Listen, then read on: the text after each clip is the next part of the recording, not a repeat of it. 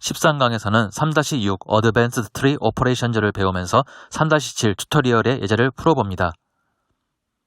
Essential Algorithms and Data Structures의 강의를 모두 마칩니다.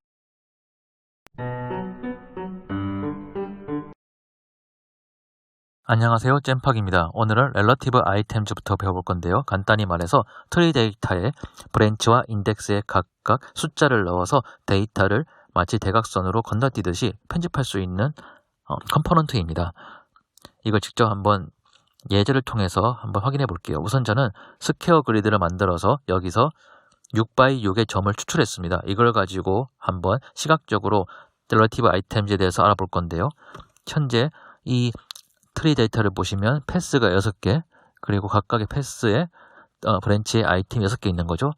이걸 좀 더 시각적으로 뷰포트에서 보고 싶다 그랬을 때 저 같은 경우는 리스트 아이템에 얘를 연결하면은 지금 현재 각각의 브랜치의 첫 번째 아이템만 뜰 거예요. 그거를 포인트 오더로 연결하고 리스트 아이템의 아웃풋에 플래튼을 눌러버리면 이렇게 각각의 패스 사이에 화살표가 표시되면서 패스의 순서를 알 수 있습니다. 그리고 이제 이 트리 데이터 포인트를 포인트 리스트에 곧바로 넣으면, 그런 다음에 약간 글자 크기 키워볼게요. 그러면 이렇게 각각의 브랜치에 있는 아이템들의 인덱스를 눈으로 쉽게 확인할 수 있죠. 이것으로 트리 데이터의 구조를 좀 그나마 편하게 볼 수 있는데요. 이제 렐러티브 아이템에 대해서 배워볼게요. 렐러티브 아이템의 이 O라는 인풋에는 각각 브랜치와 인덱스의 숫자가 들어가야 돼요. 그래서 저는 익스프레션으로 이 인풋을 쉽게 만들어 볼 건데요. 우선 익스프레션에 P와 I라는 인풋을 만들어 놓고 여기에 -10부터 10까지 움직일 수 있는 슬라이더를 연결할 겁니다. 그런 다음에 아까 그 지문에서 보셨듯이 브랜치는 컬리 브라켓 중괄호가 들어가고 인덱스는 대괄호 스퀘어 브라켓이 들어가는데 에러가 떴죠. 왜냐면은 여기 이제 각각의 기호 사이에 이 AND 엔드 표시를 꼭 하셔야 돼요. 그리고 마지막으로 이 브라켓들은 스트링이기 때문에 이 브라켓 사이에도 또 역시 이렇게 쌍따옴표로 표시를 해줘야 이 스트링이 먹습니다.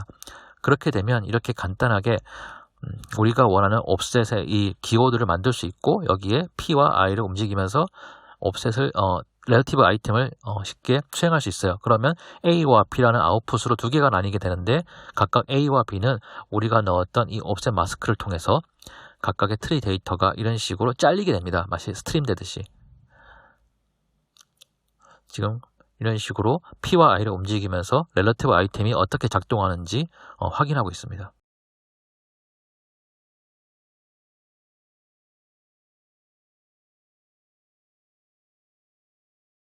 그리고 렐러티브 아이템즈라는 컴포넌트인데요. 이건 간단해요. 렐러티브 아이템이 트리 하나만 넣었던 거면 렐러티브 아이템즈는 똑같은 구조를 가진 그 트리 데이터 2개를 넣는 겁니다. 그래서 이것도 역시 확인해 보시면 제가 지금 기존의 스퀘어 그리드 포인트를 Z 방향으로 5만큼 움직여서 이렇게 2개의 트리 데이터를 만들었죠.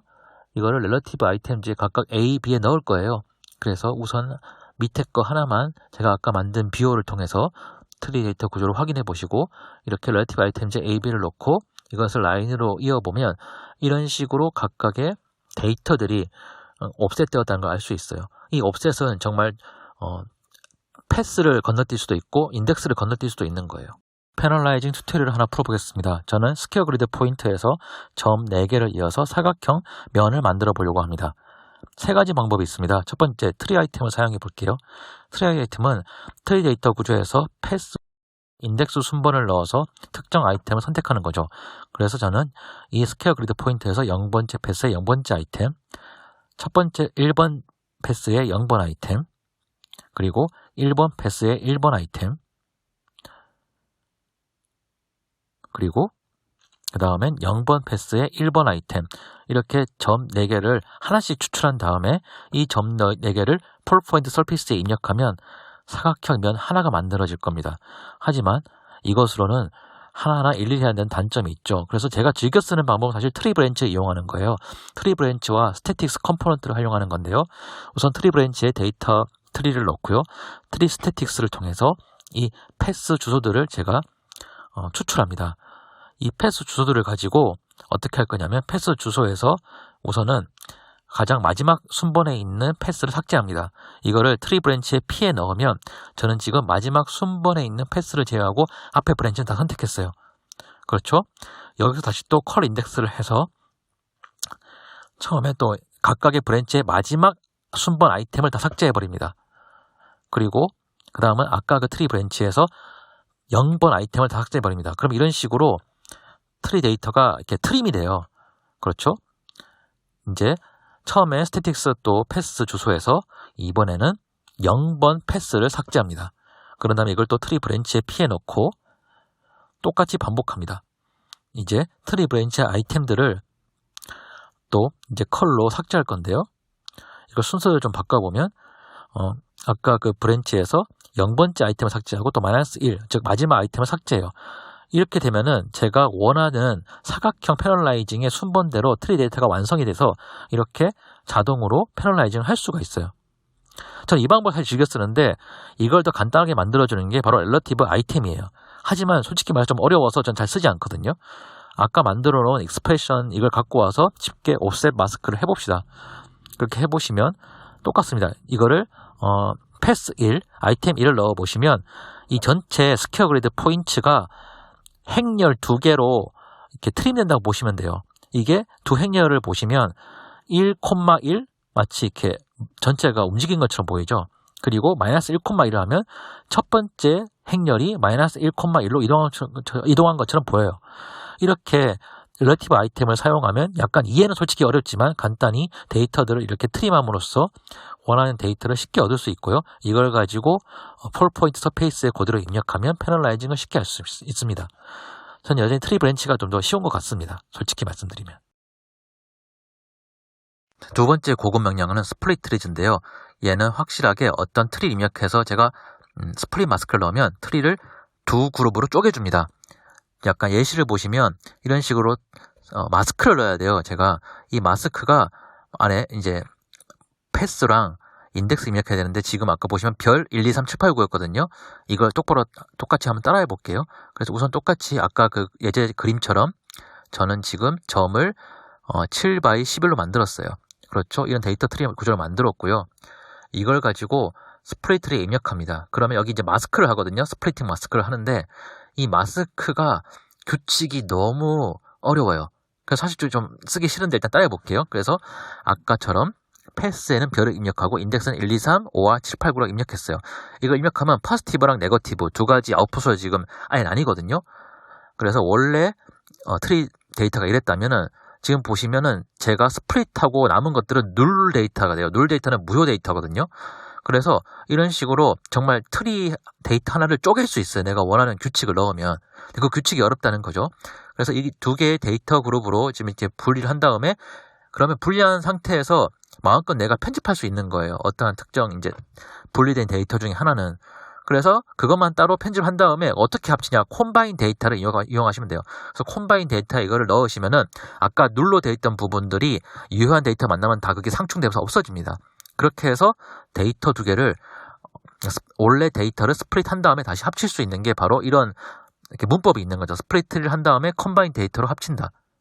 이렇게 하라고 이제 스플릿 트리가 있는데요. 저는 솔직히 스플릿 트리는 추천하지 않고요. 제가 쓰는 방법은 시프트거든요. 그래서 예제를 보여드리면 아까 만들었던 그 옵셋 그 스플릿 마스크를 패턴을 만들어 볼 거예요. 시프트 패턴 컴포넌트 불러왔고요. 이거를 진풀 컴포넌트를 이용해서 그냥 간단하게 01, 01 이런 11개의 패턴을 쉽게 만들도록 해봤어요. 그래서 지금 1, 2, 3, 7, 8, 9가 0이 되게 했죠. 그러면 똑같아요. 시프트 패턴을 사용하면 이제 0과 1로 트리 데이터가 분리된 거예요. 똑같이 무효한 부분의 인덱스를 가진 아이템은 눌로 표시됐고요. 나머지는 컴바인 데이터를 합치는 것도 모두 똑같습니다. 그래서 저는 시프트 패턴을 사용하는 게 더 편하더라고요. 이거를 가지고 시프트 패턴을 꼭 모든 아이템 개수만큼 넣어야 되는 건 아니에요. 패턴은 항상 반복돼요. 제가 0, 1을 이렇게 넣었으면은 0, 1, 0, 1, 0, 1 패턴이 반복되거든요. 그러면 이제 반복된 패턴을 가지고 스플릿된 트리 데이터를 가지고 1에 있는 아이템들을 이렇게 살짝 0.5, 0.5로 위로 올렸죠. 이런 식으로 지그재그 파사드를 만들 수 있는 거예요. 이게 마치 여의도에 있는 정경련 회관 같은 파사드인 거죠. 이렇게 해서 쉽게 시프트 패턴을 사용해서 이런 파사드 패턴을 만들 수 있습니다. 트리 데이터의 어떤 특정 그 아이템들을 분리하기 적절한 컴포넌트라고 볼 수 있죠. 네, 지금 정경련 회관 파사드를 이렇게 보여드렸습니다. 네, 3-7장 예제를 한번 풀어볼게요. 이게 경사진 트러스 지붕을 만드는 건데요. 저희는 시프트 패턴 쓸 겁니다. 스플리트를 안 쓸 거예요. 우선 저 그리드를 만들어야 되는데 점에 집중하지 마시고 저 사각형 셀에 집중하세요. 개수에. 그래서 이제 이렇게 사이즈를 정하고 렉탱글 그리드 만들고 있죠. 잘 보시면 가로 사각형 개수는 5개인데 이제 세로 방향 사각형 개수가 12개여야 돼요. 왜냐면 지금 이제 중간에 점들이 있기 때문에 6 곱하기 12개를 만들어야 돼요. 그걸 확인하시고요. 이렇게 해서 스퀘어 이제 렉탱귤러 그리드 만들었죠. 지금 위에 저 평면을 생각하면서 만든 비율이에요. 이제 시프트 패턴으로 01, 01 이렇게 01 패턴 넣었어요. 그럼 분리가 되겠죠? 데이터 트리가 두 가지로. 그랬을 때, 자 이제 우리는 요 일부분, 그러니까 그 패턴의 01에서 1에 해당하는 부분을 편집하면 되거든요. 이거를 위로 올리면 돼요. Z 방향으로. 그렇잖아요. 근데 이게 지금 예제를 보시면 경사지게 올라간단 말이죠. 네, 그래서 우선 이걸 합쳐놓고 경사진 지붕이 아니면 어떻게 되는지 한번 보여드릴게요. 폴리라인으로 컴바인 데이터 아웃풋을 입력하면 네, 이렇게 트러스 형태 같은 지그재그가 만들어졌어요. 그렇죠? 아까 정경련 회관처럼 말이죠. 자, 그러면 이제 이 Z를 점차적으로 상승하게 만들어야 되는데 여기서 중요한 점은 우리가 넣는 Z 방향의 아이템 개수는 기존 데이터 트리 아이템 개수랑 같아야 됩니다. 룰이라는 것은 무효한 아이템이지만 그것도 아이템 개수를 셀 때 똑같이 1:1 대응으로 들어가게 됩니다. 그래서 레인지에 넣어서 지금 제가 1부터 3 사이에 13개 숫자를 지금 추출한 거예요. 점차 상승하는.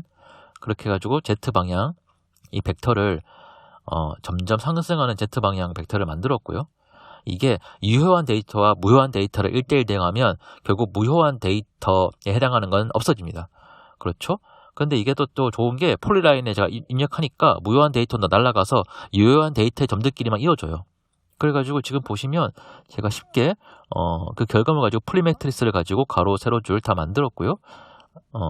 이렇게 트러스, 가로, 세로, 위쪽에 가로, 세로, 아래쪽에 가로, 세로 이렇게 해서 트러스가 완성됐어요.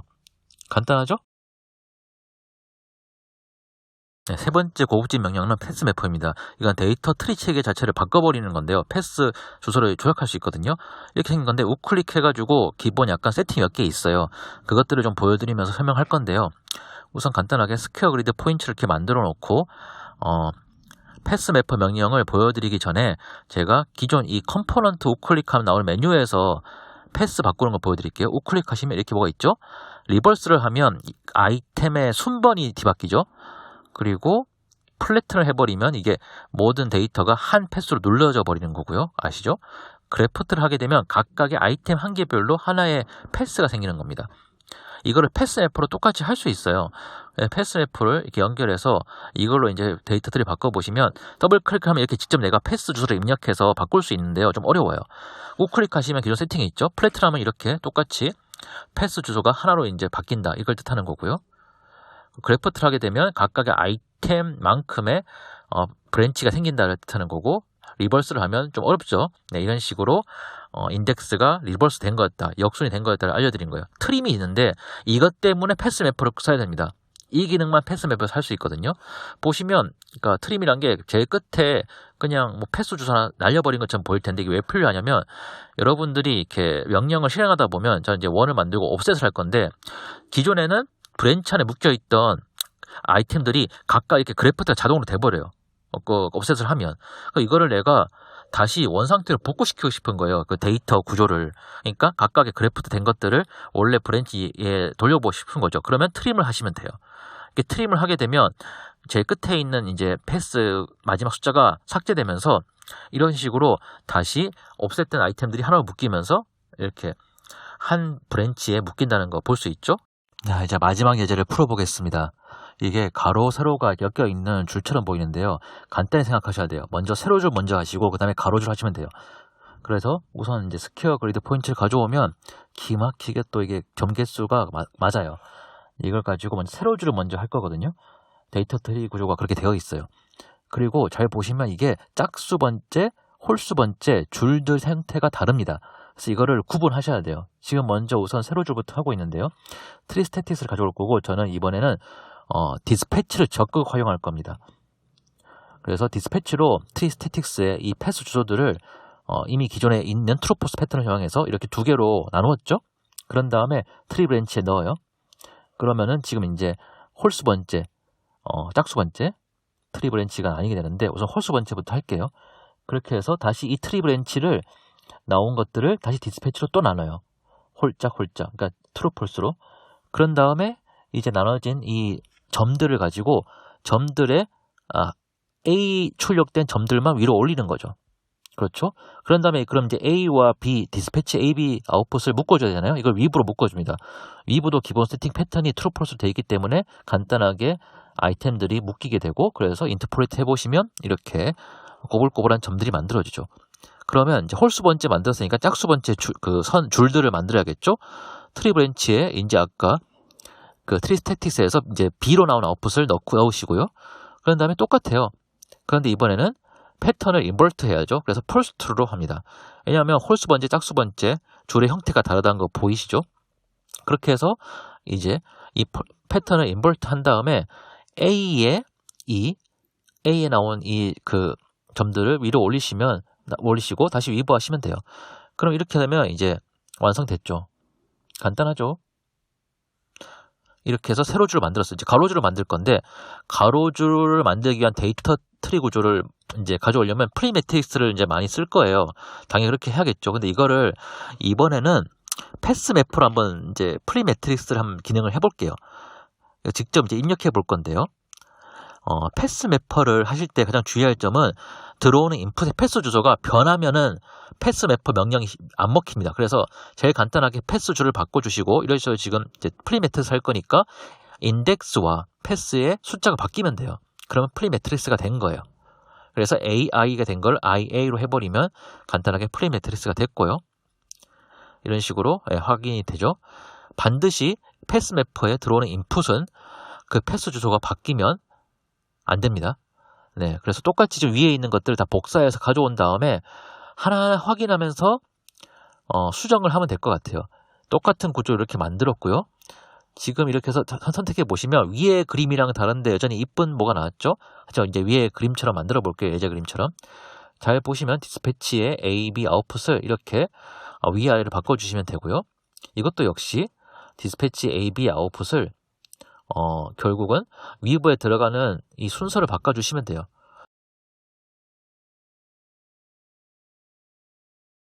그렇게 되면 이렇게 서로 이렇게 꼬인 듯한 엮인 듯한 줄 튜토리얼 모두 끝났어요.